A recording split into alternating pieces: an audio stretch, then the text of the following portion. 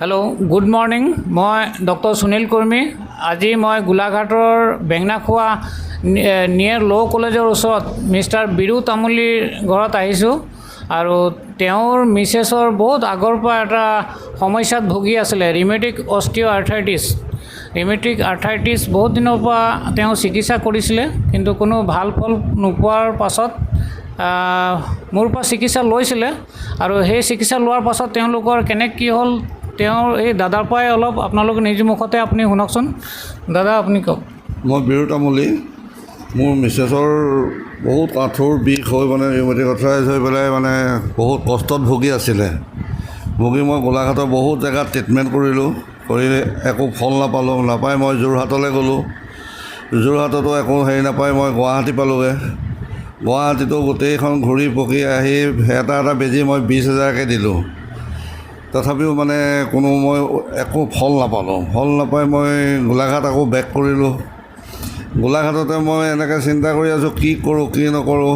তাৰপিছত wheel chair চিন্তা কৰিলোঁ, খোজকাঢ়িব নোৱাৰে, বাথৰুম যাব নোৱাৰে। কিন্তু হঠাৎ মই ওচৰৰে এগৰাকী মানুহ মোৰ ঘৰলৈ আহিছিলে। আহি তেখেতে ক'লে ডক্টৰ কুৰ্মী বুলি এজন আছে, আপুনি তেখেতসকলৰ ওচৰলৈ যাওকচোন। তাৰপৰা মই তেখেতক বিচাৰি গ'লোঁ, চাইনবৰ্ড চালোঁগৈ, দেখিছোঁ অৰ্থপেডিক নহয়। তথাপিও মনতে চিন্তা কৰিলোঁ যদি পঠাইছে আহোঁচোন যাওঁ।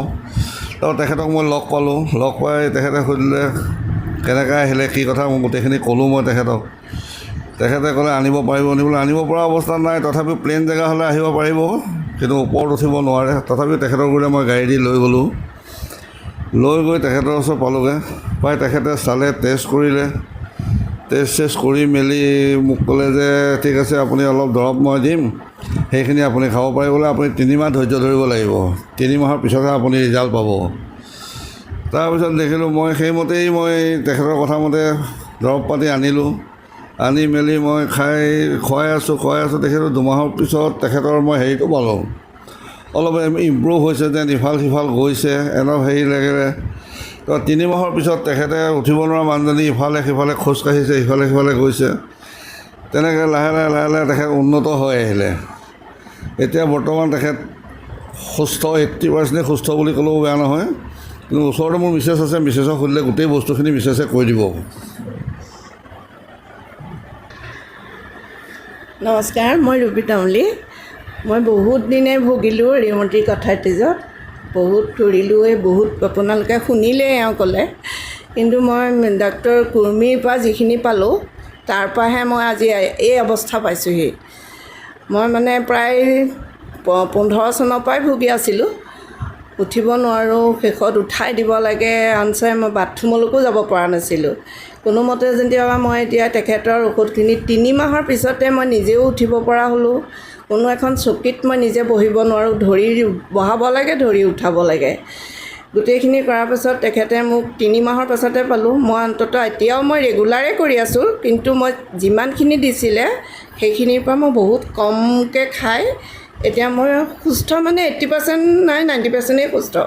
মই এতিয়া কাৰো সহায় নোলোৱাকৈ ঘৰৰ কাম বন সকলো কৰিব পাৰোঁ।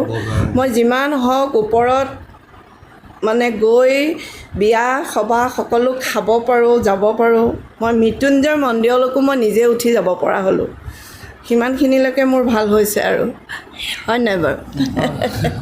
সিমানখিনি পাইছোঁ মই। কিন্তু দৰৱখিনি মই ৰেগুলাৰ কৰি আছোঁ। যিটো বুলি নেচেচেৰী দৰৱ হয়, সেইটো মোৰ যিটোৰ কাৰণে আৰ্থ্ৰাইটিছৰ কাৰণে দিছে, সেইটো মই দৰৱটো খাই আছোঁ। তাৰ বাদে মই অন্য বিশেষ একো দৰৱ লোৱা নাই। মই এলোপেথিক পৰা এৰিয়ে দিলোঁ। এলোপেথিক মই তেনেকৈ ইউজ কৰা নাই। আৰু সেইটো দৰৱৰ লগতে মই আনুষংগিক কিবা গেছ কিবা কিবি আছিলে, নাই, মই তেনেকুৱা প্ৰব্লেম আজিলৈকে পোৱা নাই আৰু। Thank you. শুনিলে নহয় আপোনালোক, কিমান এটা জটিল ৰোগৰ পৰা তেওঁ আৰোগ্য হৈ আহিলে।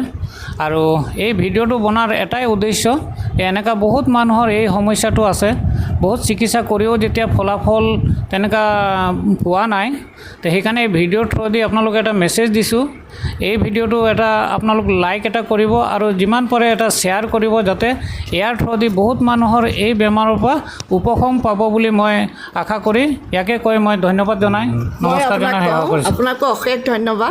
ধন্যবাদ। মই ইমানখিনি সুফল পোৱাৰ কাৰণে আৰু ৰাইজৰো সুফল হোৱাটো মই বিচাৰোঁ। থেংক ইউ বাইদেউ, থেংক ইউ।